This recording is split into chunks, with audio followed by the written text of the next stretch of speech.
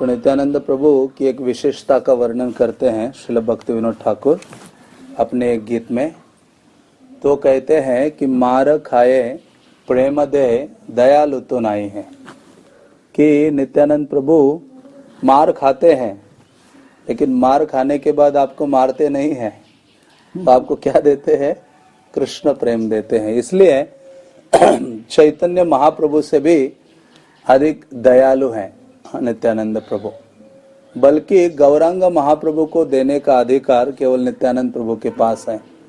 क्योंकि जब चैतन्य महाप्रभु जगन्नाथपुरी में थे और वहाँ चैतन्य महाप्रभु को बहुत चिंता हो गई। क्या चिंता थी उनकी? कि मैं तो यहाँ संन्यास लेकर जगन्नाथपुरी आया, लेकिन मेरे बाद अभी ये प्रचार आंदोलन आगे रहना चाहिए। तो उन्होंने नित्यानंद प्रभु को गंभीरा में एक कोने में लिया, उनसे बात करते हुए दो आदेश दिए उनको। एक आदेश था कि हे नित्यानंद, बंगाल जाकर करह संसार, क्या करो? वहां जाकर संसार करो, मीन्स विवाह करो। और दूसरा क्या, क्यों विवाह करने के लिए कहते हैं? क्योंकि चैतन्य महाप्रभु कहते हैं मैंने तो अभी सन्यास लिया है, तो सन्यासी की एक मर्यादा है, कुछ कुछ स्थानों में वो जा सकता है, कुछ स्थानों में नहीं जा सकता। लेकिन जो गृहस्थ भक्त है वो सब स्थानों में जा सकता है और सबका उद्धार कर सकता है।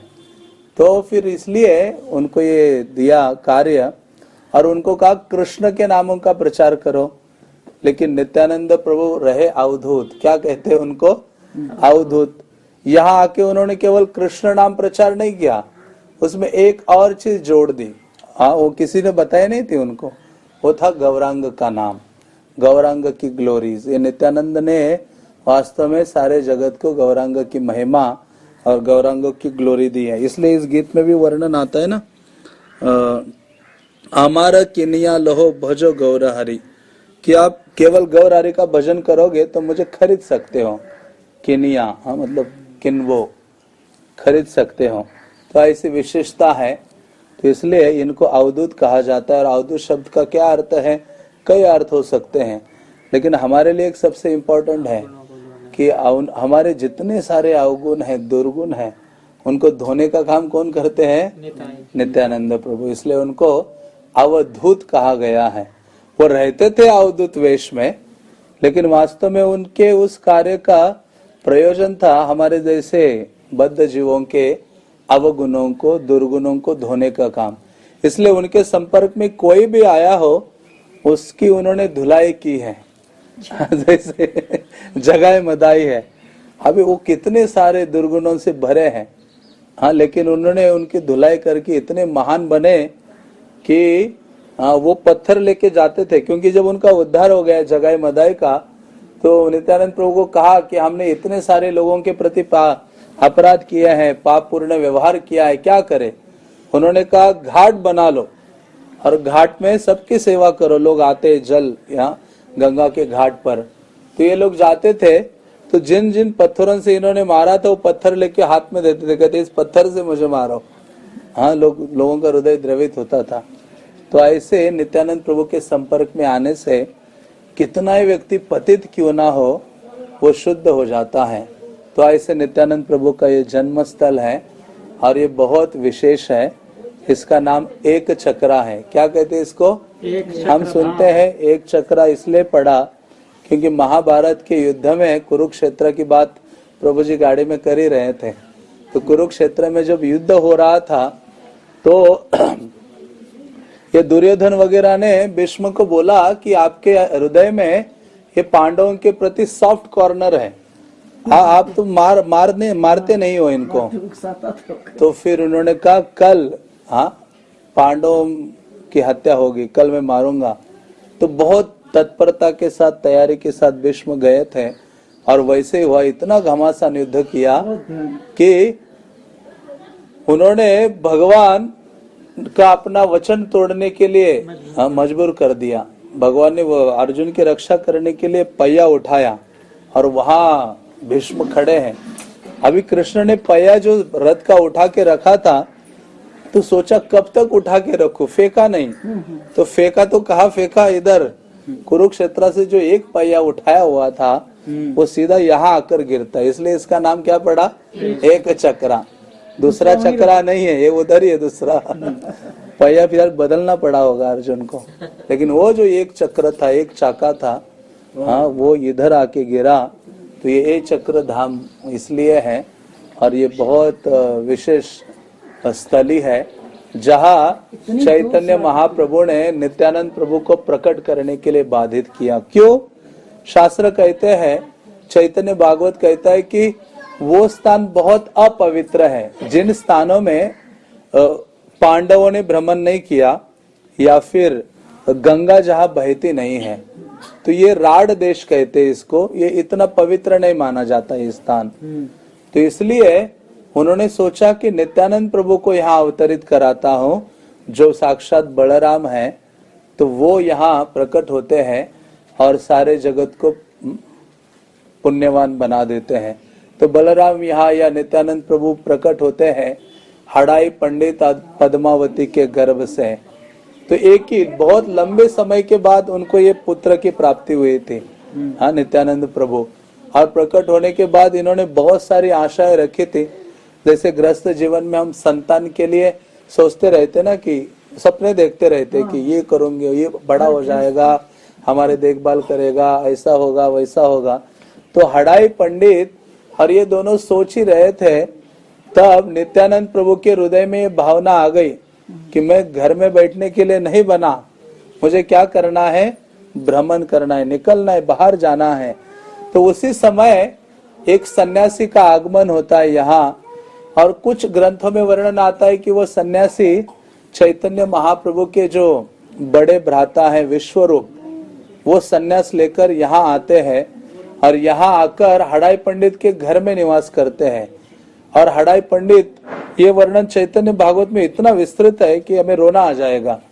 तो वहाँ वृंदावन दास ठाकुर लिखते हैं इसका वर्णन करते हुए कि वो सन्यासी आके हड़ाई पंडित के घर में रहते हैं, उनका बहुत अच्छा स्वागत सम्मान आतिथ्य आदि करते हैं।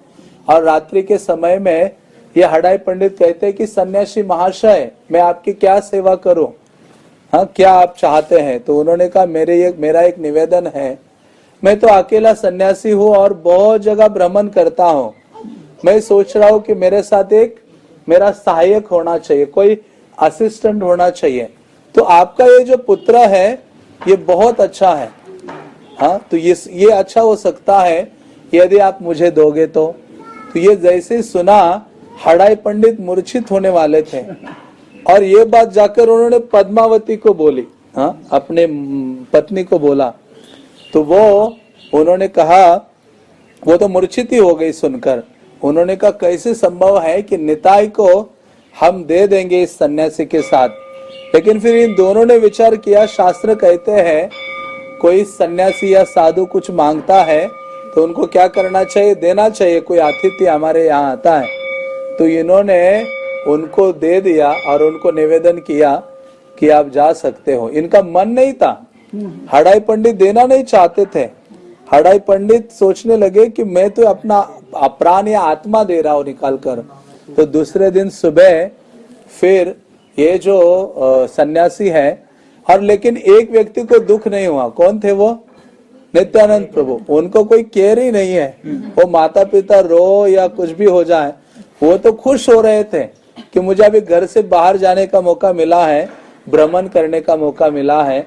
तो नित्यानंद प्रभु उनके साथ भ्रमण करते हैं, हम भ्रमण करने के लिए निकल पड़ते हैं। और ऐसा वर्णन आता है कि उस समय प्रतिदिन एक चक्रा के जितने निवासी होते थे वो सुबह सुबह उठकर नित्यानंद प्रभु का मुख कमल देखने आते थे। उनकी दिन की शुरुआत ही नहीं होती थी, इनका मुख कमल देखते थे तो सारे एक चक्र के निवासी आह्लादित आनंदित हो जाते थे। और जब इनको जाने का समय आया तो सारे एक चक्र के निवासी रास्ते पर आ गए और रोते हुए उनके पीछे जा रहे हैं, जहां तक वो ना दिखाई नहीं दे रहे। तो ये सन्यासी और नित्यानंद प्रभु चले जाते हैं। आगे चलकर वो जो सन्यासी है वो ऐसा वर्णन आता है कि पूरे भारत का भ्रमण किया। हाँ, यहाँ जगन्नाथपुरी से लेकर बद्रीनाथ से लेकर कन्याकुमारी तक चैतन्य महाप्रभु से मिलने से पहले ये नित्यानंद प्रभु ने भ्रमण किया। और जो विश्वरूप थे उन्होंने अपना देह त्याग दिया। कहा पंढरपुर में, महाराष्ट्र में जो विठ्ठल है उनके वहाँ, महाप्रभु के बड़े भाई, हाँ, वहाँ उनको क्या कहते हैं अंतिम वो प्राप्ति हुई थी। चैतन्य महाप्रभु वहाँ गए थे, तो फिर नित्यानंद प्रभु भ्रमण करते रहे और उस भ्रमण में वो माधवेंद्र पुरी से मिले। और लेकिन एक हुआ कि ये जो हड़ाई पंडित है उनके वियोग में एक जगह बैठ के रोदन करने लगे। और एक ब्राह्मण था जो इस गांव से बाहर ही बैठा रहता था। और जब नित्यानंद प्रभु चले गए, शास्त्र कहते हैं, तो ये एक चक्रा भी एक प्रकार से खत्म जैसा हो गया था। लोग भी छोड़ कर जा रहे थे, क्योंकि नित्यानंद के बिना ये स्थान उनके लिए सुना ही था। लेकिन फाइनली वर्णन आता है कि एक बार फिर नित्यानंद प्रभु पुनः आए थे, और नित्यानंद प्रभु तब तक भ्रमण करते रहे जब तक चैतन्य महाप्रभु ने प्रचार शुरू नहीं किया था। क्योंकि ऐसा वर्णन आता है कि यहाँ नित्यानंद प्रभु जब प्रकट हुए ना, तो लायन की तरह उन्होंने गर्जना की थी। उन्होंने बताया कि मेरा आगमन हो रहा है। सब जगह अद्वैत आचार्य ने आवाज सुनी। कहाँ सुनी आवाज? शांतिपुर में। तो ये इतना जोर जोर से गर्जना करते थे जब ये प्रकट हो गए। तो फाइनली जब चैतन्य महाप्रभु प्रकट हो गए, वो सोचने लगे अरे मेरा जो संगी बलराम कहाँ है। तो तब इन्होंने जब वहां प्रचार शुरू किया, तो नित्यानंद प्रभु गोवर्धन में थे, वृंदावन में थे। और वृंदावन में जब थे नित्यानंद प्रभु, तो वहां देखा कि सारे मंदिरों के सिंहासन खाली है। तो ये नित्यानंद प्रभु ब्रज में पूछते थे कृष्ण कहाँ है, कृष्ण कहाँ है। ब्रजवासी कहते कृष्ण तो बंगाल में आजकल प्रकट हो गए हैं, नवद्वीप में। तो फिर वहां से नित्यानंद प्रभु जब गोवर्धन की परिक्रमा कर रहे थे एक दिन, तो एक गुफा में गए। जतिपुरा के पास एक गुफा है राघव दास की। तो वहां जब गए, तो वो गुफा में वो देखा कि वहां एक और व्यक्ति है। वो कौन थे? ये अभिराम ठाकुर थे, जिनको प्रणाम करते थे तो उनको गिरा देते थे। किसी को भी प्रणाम करते थे तो मर जाता था व्यक्ति। तो ये अभिराम ठाकुर, हाँ, क्योंकि जो पाखंडी दिखावा कर रहा है, भोपाल में से, हाँ, तो कोई बड़ा भक्त नहीं है। और यदि वो दिखावा करता था बहुत बड़ा भक्त हो, तो वो सीधा मर जाता था दंडवत करेंगे तो। और कोई विग्रह का पूजा कर रहा है केवल डोनेशन इकट्ठा करने के लिए, नाम के लिए वो विग्रह ऐसे रख दिए कुछ, तो वो टूट फूट जाते थे। उनसे तो हर कोई डरता था, सबसे ज्यादा नित्यानंद प्रभु डरते थे। वो अमेजिंग लीला है, मैं बताता हूँ थोड़ी देर में। तो ये ऐसे अभिराम ठाकुर, वो तो सुबल नहीं, वो एक सखा थे, श्रीदामा थे, कृष्ण लीला में श्रीदामा थे। और हुआ क्या था, द्वापर में जब ये लीलाओं में ये सब लीला कर रहे थे, तो ये छुपने के लिए गए थे, लुका छुपी करते ना। तो ये छुपे, तो तब से अभी तक छुपे थे कलयुगा तक। ये नित्यानंद प्रभु ने जाके उनको कहा अरे बाहर आ जाओ। तो ये बाहर आ गए, देखा, कहते मुझे नहीं पहचाना, मैं तो नित्यानंद हूँ। अभी द्वापर युग का पर्सन का वर्णन आता है, ताल का ये जो नारियल का ट्री है ना, इतना ऊंचा होता है द्वापर युग का ताल। ऐसे वर्णन होता है, ताल के समान ऊंचे थे वो, ताल ट्री के समान ऊंचे, ऐसी लंबाई। तो अभिराम ठाकुर जब थे ना, तो 7 फुट के जो श्रीदाम सका, तो फिर उन्होंने कहा तुम तो छोटे हो। हाँ, कहते मैं बलराम हूँ। हाँ, कहते कैसे संभव हो सकता है। उन्होंने कहा चलो हम रन करते हैं, जो आप मैं आगे दौड़ूंगा, उन्होंने कहा, श्रीदाम ने कहा, और आप मुझे आकर पीछे से पकड़ लोगे तो तुम वास्तव में बलराम हो। तो वो दौड़ा, नित्यानंद प्रभु क्या पकड़ लिया उनको। कहते तुम्हारी साइज बहुत ऊंची हो गई है। अपना हल निकाला और उसको क्या किया, ऐसे एक जगह वर्णन आता है कि ऐसे रखा हाथ और ऐसे नीचे कर दिया, उनको साइज छोटा कर दिया। उन्होंने अपने पत्नी के लिए भी वैसे ही किया था। रैवत महाराज शादी करने के लिए वो गए थे कि अच्छा वर कहते हैं ना, हस्बैंड कहाँ मिलेगा। तो ब्रह्मा के पास गए थे, सत्ययुगा में गए थे। अरे पूरा त्रेता चला गया, द्वापर आ गया, बेटी को लेके आ गए, तब द्वारका का निर्माण हुआ था, रेवती। तो गए, तो उन्होंने कहा ये वसुदेव और बलराम है, बलराम से इनका विवाह कराओ। तो रेवती को ले गए उनके पास, तो रेवती लंबी इतनी ऊंची ताड़ के वृक्ष के समान, अरे बलराम छोटे। बलराम ने कहा ये मैच सही नहीं है। बलराम ने अपना हाल निकाला फिर से, उसको ऐसे लगाया, टक अपने साइज का कर दिया उसको मैचिंग। फिर बलराम ने दोनों के साथ ऐसा किया था, एक तो ये अभिराम श्रीदाम सखा के साथ, रेवती के साथ। तो फिर उनको लेके आते हैं, कहते चलो चलो बंगाल में कृष्ण का अवतरण हो गया है नवद्वीप में। तो ऐसे आते हैं नवद्वीप में, और फिर और ये नील वस्त्र धारण करते थे। तो जिस रात को आए ना ये, तो उस रात्रि को महाप्रभु ने स्वप्न देखा। स्वप्न में देखा कि एक रथ के ऊपर कोई व्यक्ति आया है और जिसके कान में एक ही बाली क्या कहते, कुंडल है बड़ा सा, और एक ही हाथ में वो है कंगन है बड़ा सा, और नीला वस्त्र धारण किया है, बाल ऐसे। कहते वो व्यक्ति, महाप्रभु ने सुबह सुबह स्वप्न बोला कि ये व्यक्ति आया और मेरे घर के सामने रथ को रोका, रथ को रोके नीचे उतरा और कहा कि ये निमाई का घर, ये क्या निमाई का ही घर है? तो कहते एक व्यक्ति महापुरुष का आगमन हो गया है। चैतन्य महाप्रभु ने सारे भक्तों को बोला कि आज नवद्वीप में किसी महापुरुष का आगमन हुआ है, सब लोग ढूंढो। उन्होंने हरिदास ठाकुर को, श्रीवास पंडित को बोला जाओ ढूंढो। तो ये दोनों ढूंढने गए, उनको बोलो थोड़ा शांत हो जाओ।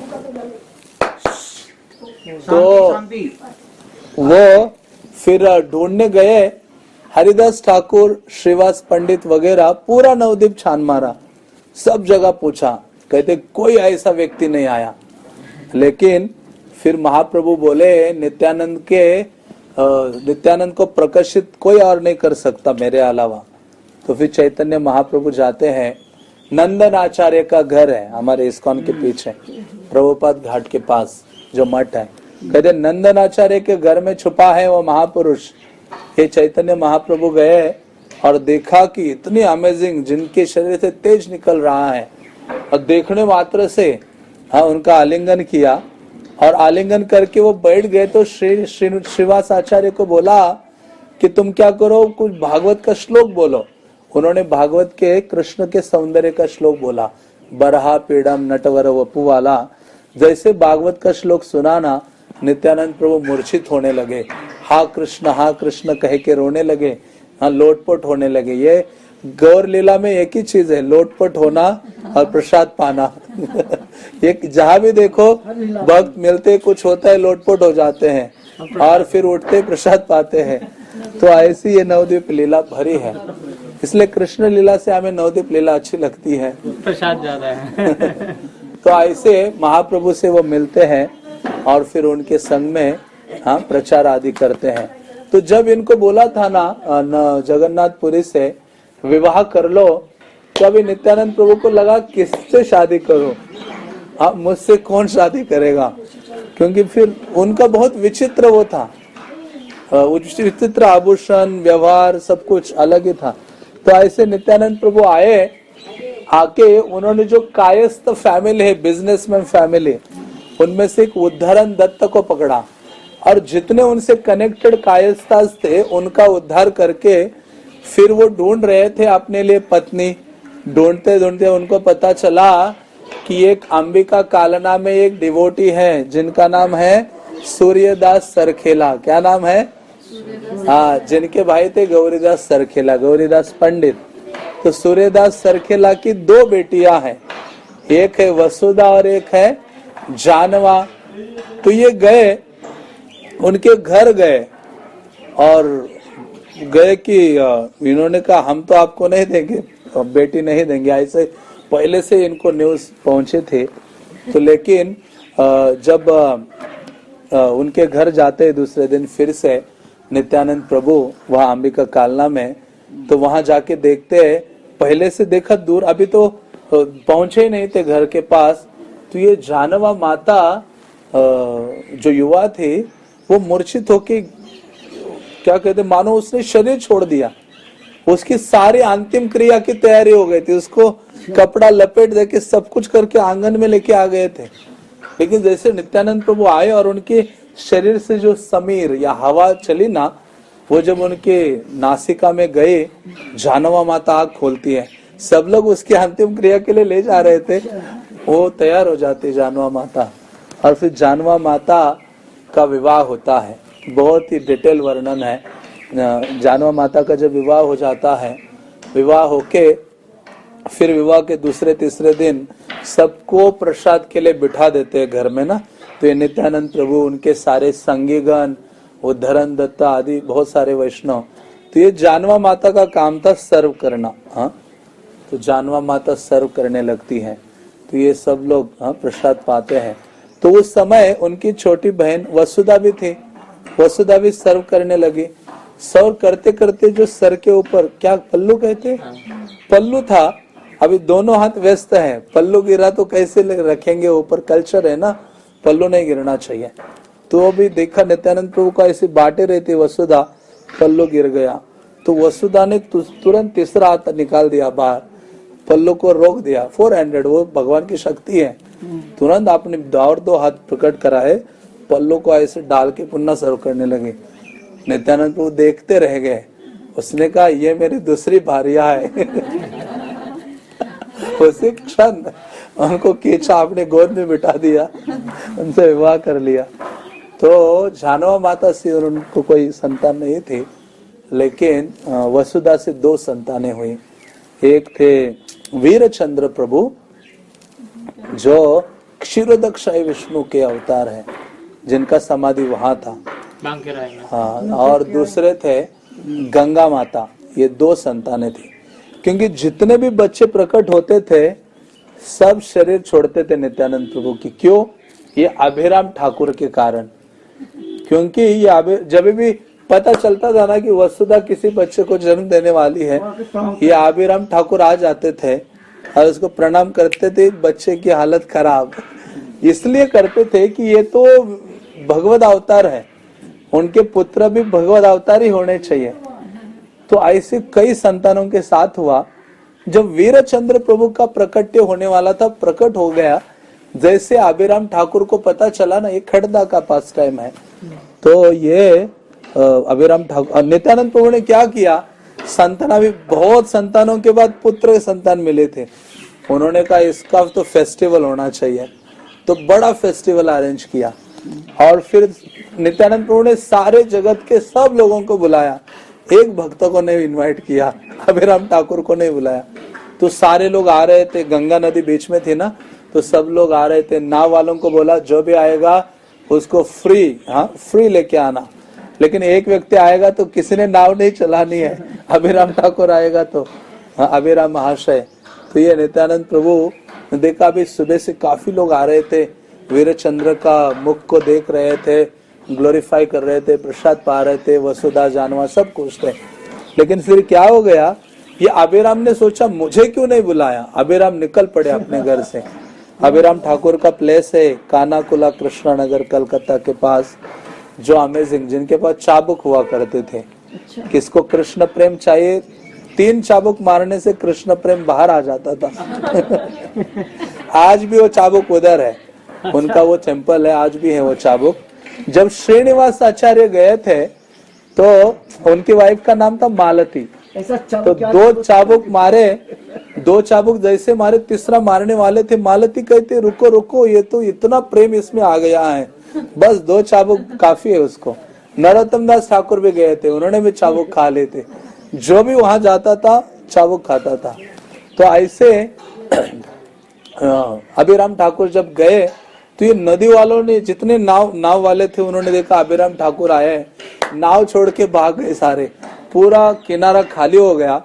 इन्होंने कोई नाव चलाने वाला नहीं, कुछ नहीं। इन्होंने क्या किया, अपना जो चद्दर था वो ले लिया, उसको डाला जल के ऊपर, अभिराम ठाकुर उसके ऊपर बैठ गए और चद्दर के साथ वहां पार हो गए। और कोई दौड़ दौड़ के उधर गया, उन्होंने कहा अरे वहां तो ये अभिराम ठाकुर का आगमन हो गया है। तो नित्यानंद प्रभु डरने लगे, वो कहते अभिराम आएगा, मेरे पुत्र का मुख दिखेगा। तो नित्यानंद प्रभु ने कहा इसको कुछ दक्षिणा वक्षिणा देकर गंगा से वापस भेज देता हूँ। तो आए नित्यानंद प्रभु कुछ भक्तों के साथ आ गए, पूरा नदी के पास, नदी क्रॉस किया था अभिराम ठाकुर ने, आ गए क्रॉस करके। और नित्यानंद ने कहा आपसे प्रार्थना है, आप एक प्रसाद लीजिए, ये लीजिए, जाइए। कहते नहीं, मैं पुत्र का मुख देखे बिना नहीं जाऊंगा। तो फिर वो गए फोर्सफुली और कहा वसुधा आपके पुत्र को लेके आ जाओ। तो जैसे वो पुत्र को लेके आ गए और उन्होंने प्रणाम किया तो देखा कि वो उसको कुछ नहीं हुआ, क्योंकि वो साक्षात विष्णु थे। तो वो ऐसे वीरचंद्र प्रभु थे जो बहुत पावरफुल थे, वीरचंद्र प्रभु। और दूसरी उनकी डॉटर थी नित्यानंद प्रभु की, जिनका नाम था गंगा माता ही था। हाँ, तो ऐसे विशेष नित्यानंद प्रभु थे। विवाह के बाद वो आए नहीं, एक चक्रा वो रहे नहीं यहाँ पुनः। जब छोड़ा उन्होंने अपना स्थान, वो आए नहीं। लेकिन फिर उन्होंने सोचा, एक स्थान उन्होंने क्रिएट किया, खड़दा। आज भी जाओगे वहाँ बहुत सुंदर विग्रह और सब कुछ है वहाँ। तो वहाँ नित्यानंद प्रभु रहे, और ये कलकत्ता सिटी में ही है। फिर वहाँ नित्यानंद प्रभु फाइनली जब यहाँ आए तो ये जो बांका राय है उनका दर्शन उन्होंने किया। तो उसी में ही उन्होंने अपना, जैसे चैतन्य महाप्रभु छोटा गोपीनाथ में विलीन हो गए, छोटा गोपीनाथ, तो उसी प्रकार से नित्यानंद प्रभु बांका राय में, क्योंकि वीरचंद्र प्रभु ने फिर बाद में क्या किया, वो जो दो डेटीज है ना, वसुधा और जानवा, उनको वीरचंद्र प्रभु ने इंस्टॉल किया है बाद में, दो विग्रहों को उनके साथ। क्योंकि उन्होंने देखा कि उनके जो पिता है या नित्यानंद प्रभु है उसमें विलीन हो गए हैं। तो उन्होंने बाद में वो स्थापित किए विग्रह, पूजा अर्चना कंटिन्यू की। तो ये ऐसा विशेष स्थान है। जितने भी महाप्रभु के बाद आचार्य हुए हैं हमारे संप्रदाय के, हर आचार्य यहाँ आया है। जैसे मैंने कहा, नरोत्तम दास ठाकुर का तो विशेष गुणगान किया जाता है। वो जब आए तो नित्यानंद प्रभु के ही स्वरूप का प्राकट्य नरोत्तम दास ठाकुर है। प्रेममय तनु कहा गया है। नरोत्तम दास ठाकुर का विग्रह शरीर हमारे जैसे नहीं था, क्योंकि उन्होंने शरीर छोड़ा तब नरोत्तम दास ठाकुर का कोई वो तो मेल्ट हो गया बॉडी, दूध बन गया उनका बॉडी। तो वो केवल प्रेम से बना हुआ शरीर था जिसकी हम कल्पना नहीं कर सकते। तो ऐसे नित्यानंद प्रभु स्वयं जब नरोत्तम दास ठाकुर यहाँ आए, स्वयं वो ब्राह्मण बने और उन्होंने पूरे सारे स्थलों का दर्शन कराया। नरोत्तम दास ठाकुर बहुत आनंदित थे। फिर यहाँ से वापस वृंदावन के लिए जाते हैं। तो इस प्रकार से नित्यानंद राम का ये स्थली है और हमारा सौभाग्य है कि हम यहाँ आए हैं। प्रार्थना करें नित्यानंद प्रभु को, क्योंकि नित्यानंद प्रभु की कृपा के बिना आप चैतन्य महाप्रभु और कृष्ण के नजदीक नहीं जा सकते। क्योंकि कृष्ण जहाँ खड़े हैं उनके साइड में दो सर्कल है। पहला सर्कल कृष्ण के क्लोज है, वो राधा रानी का है। दूसरा सर्कल है नित्यानंद प्रभु का है। तो नित्यानंद प्रभु की शरण के बिना राधा कृष्ण पाएते नहीं, है ना सॉन्ग। तो नित्यानंद प्रभु आदि गुरु है, तो उनका आश्रय लिए बिना आप समझ भी नहीं सकते कृष्ण को और उनका गुणगान भी नहीं कर सकते। इसलिए वृंदावन दास ठाकुर ने कहा कि ये जो चैतन्य लीला है, कृष्ण का गुणगान, ये नित्यानंद प्रभु के कंठ में है, स्थित है। वो सारा स्टोर हाउस है। किसी को भगवान का गुणगान गाना है तो उसको नित्यानंद की कृपा चाहिए, क्योंकि उनकी कृपा होगी तो व्यक्ति अनलिमिटेडली कृष्ण का और महाप्रभु का गुणगान कर सकता है।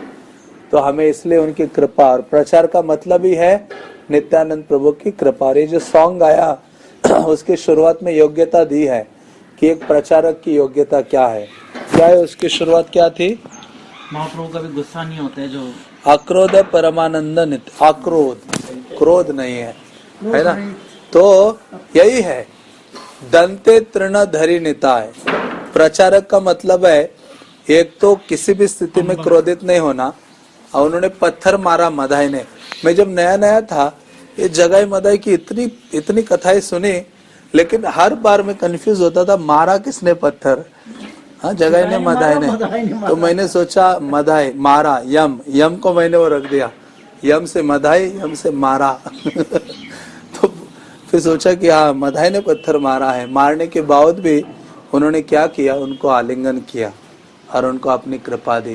तो इसलिए नित्यानंद प्रभु बहुत दयालु है और वो सिखाते हैं दांतों में तिनका धारण करके प्रचार करना चाहिए। लोगों के पास जाकर उनको निवेदन करना चाहिए कि आप गौर निताय का आश्रय लीजिए।